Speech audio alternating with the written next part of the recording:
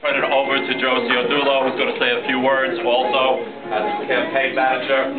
My name is Bob Axelrod, and I'm the chairman of the Clarkstown Republican Committee. And just wanted to make a couple of acknowledgments before I introduce Joe to introduce Ralph.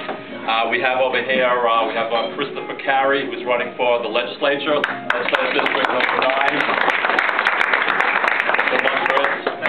We have Wayne Ballard, who is the Clarkstown Supervisor of Highways. The guy over in the corner over there. We're going to have Antonio Retta. He's not here yet. No, he's such a busy guy and all that there. You know, we have Diane Holland. I know that. I know.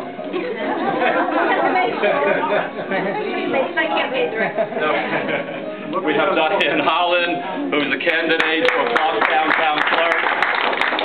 And we have Shabu Abraham, who's candidate for Clarkstown Town Council.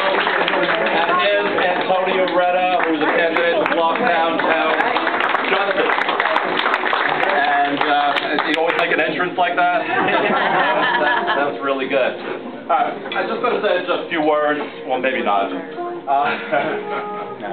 This whole process started about a year and a half ago in terms of looking for a credible candidate for Clarkstown Town Supervisor to run against Alex Gromack. And if you know anything about Alex Gromack, he's been basically running unopposed for like the last 7.5 years. And the last couple of elections, he has been cross-endorsed by the GOP. And I made it a vow that that would never happen again, and that I would have somebody presentable to go up against him that the GOP could be proud of. And one of the reasons for that is because right after we cross-endorsed him, we lost so many votes, Republican voters, who did not come out because he was at the head of our ticket. And why was that? Well, because technically, I mean, look at the state of the town of Clarkstown. It's not really a tax-friendly town at this particular point. And I don't know how many people know this, but Clarkstown is the highest taxed town in the 5th highest taxed county in the country. I mean, that's incredible. So you can understand why people would be ticked off, especially Republicans, by not running anybody against him. Well, that led me to Ralph. And I think it was March that you called. It was in March that Ralph called me and said, I'd like to get involved in politics. I'd like to run for an office, and I'd like to make a difference. I said, fine, that's great, because we're looking for candidates at that particular point. And I said, okay, tell me about yourself. So he's talking, and he's telling me that, well, he was chief financial officer for major corporations. What was it? One was a Brill Media Venture. One was CBS Publishers, and he was the chief financial officer. He was the controller. He has extensive experience in accounting, in finances. I said, really? I said, I must have hit the jackpot, because, like I said, for a year and a half, I'm looking for somebody to run against Alex Gromack. I said, what position would you like to run for? He said, town clerk. I said, oh, okay. Town clerk, very, very important position. We definitely want to win that position, that particular seat. Carlucci was in that seat. Look at him. He's now a senator, right? So anybody who gets that seat can basically get a name for themselves and move up.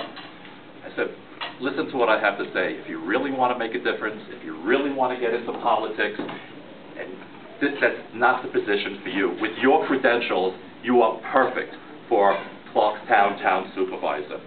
So he's listening to this, you know, this whole thing. Yeah, because what does a Clarkstown Town Supervisor do? A person works with budgets, with money, with policy, with taxes, with spending. Everything that you're telling me that you're capable of doing, and he's not, meaning Alex Gromack. And he's proven it, because he really has been somewhat incompetent over the years, if you could think of the money that's being spent and the taxes. So, I mean... Just don't use his name again. All right, sorry. I apologize. So Ralph's saying, so I sort of like piqued his interest. He said, let me think about this. Let me go home and speak to my wife about it. I said, uh-oh. You were right. Knowing my wife, that probably would be put the kibosh on the whole thing. Okay? But he has to, because anybody who runs for any type of office, if they do not get the support from their wives, from their family, or husbands, whatever it is, you might as well not even bother. Came back, and I was thrilled when he came back and said, let's go sit down and talk. And we did. And he's been a candidate ever since, and growing in the position. At first, he was sort of like, I guess, rough around the edges, you know, because he hasn't really run public office. I mean, politics in corporations, higher education, which I know about, you know, it's a whole different politics, but it's still politics. But this is a whole different ballgame. But he's been growing in leaps and bounds. He's been going to houses with Shabu Abraham. They've been teaming up together there, working as a tandem, and telling the story, telling what's going on, educating people in Clarkstown, letting them know what they're missing, what they can have if they basically change candidates or change to the Republican Party and what we basically stand for. You know, I mean, anybody can think about it. We're looking for smaller government, less spending, more jobs, less taxes. What could be bad? It's what they stand for, term limits. So he's been running ever since at this particular point. He's a great candidate. I'm really proud not only to have him as a candidate, but to have him as a friend. He goes around, you know what he tells people? He told me, this was yesterday, we had this meeting. He said, do you know that there are 80,000 ATMs in this town? He said, you are an ATM? You are an ATM. You know something? He's right. And we got to make those changes right now. And what's going to be, everybody here has to really take part in that. You start out, this is the first step. It's great as a fundraiser, whatever he's collecting to help him with his campaign. But anything extra you can do, it's necessary, because the people that he's talking to, they're all responsive. Doesn't make a difference who it is, Republican, Democrat, whatever. They believe him. They want to vote for him. But there's many more people out there that this message has got to get to, and that's going to take finances. So anything that you can help, or people that you know that can help, or that you can volunteer, please. He won't ask, I am. So, you know, I said enough about Ralph. I mean, I love him. He's a friend, and, you know, I can't be prouder to have him as a candidate. And that said, I'm going to just introduce Joe Ciardullo, who is his campaign manager, who's going to say a few words.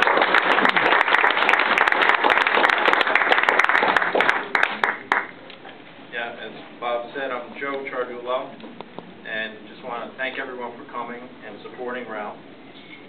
I had the pleasure of growing up, you know, right down the road from Ralph and his family. Grew up with Stacy. We went from kindergarten all the way through high school together. My father was the baseball coach, so that's how we met, you know, and kept in touch. And then after that, kind of reconnected with Ralph. Last year when I got involved with Anthony Malay's campaign for Congress, Ralph was involved too, so I'm like, Sabatini, I know that. Wait, you have a daughter, Stacy? He's like, yeah. I'm like, oh, we played baseball, we went to school together. So we've been a lot closer since then.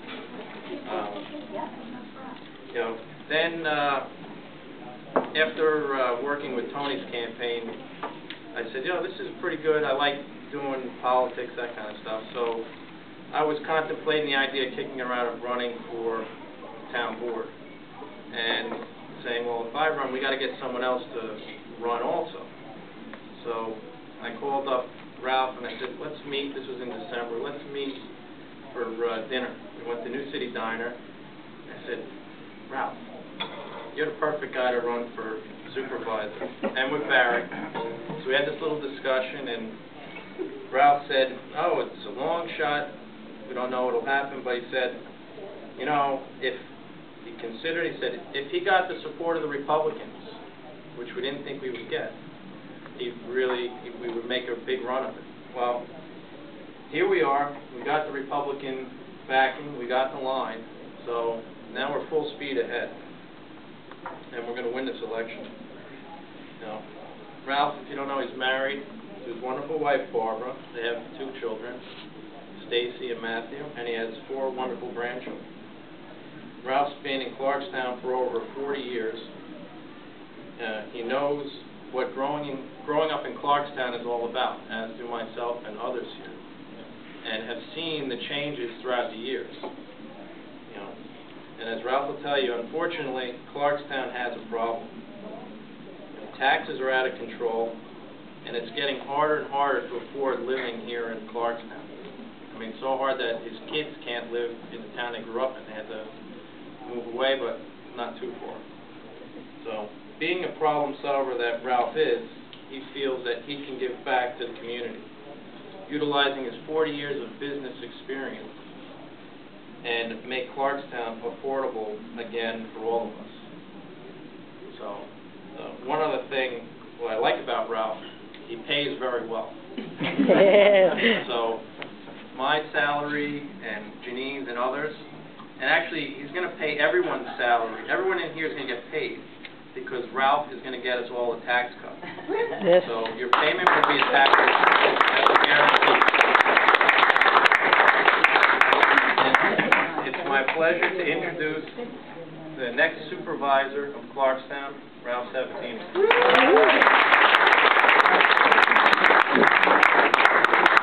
Not going to take a lot of time. I want to thank everybody for coming. Obviously, the support of the people in this room is very important to me. I don't want to make a political speech. Most of you here already know what I stand for. The candidates that are here stand for the same things. Lower taxes, cutting waste, reducing patronage, term limits as a choice for the voters. And we think they're reasonable, we think they're doable, and that's what we're striving for. If you'll indulge me, one short story. I was at Paul Chiaramonte's fundraiser last week, and standing next to a table talking to one of the people I knew, when this elderly gentleman, even elderly compared to me, I think he was in his probably mid-80s, says to me, "So you're running against Gromack?" And I said, "Yes, I am." He said, "Well, best of luck, and can I tell you a secret?" And I said, "Sure." And he went like this. I leaned over, and he said, "Don't let them buy you, and don't let them drink you." Well, I had to smile because Shabu Abraham and I talk about this every day. What are they going to buy us with? We don't need the money, and we don't need the job. So that's off the table. As far as breaking me goes, they've only got 3 months left. And with the support of the people in this room and the Republican Party, that's not happening either. So, again, thank you.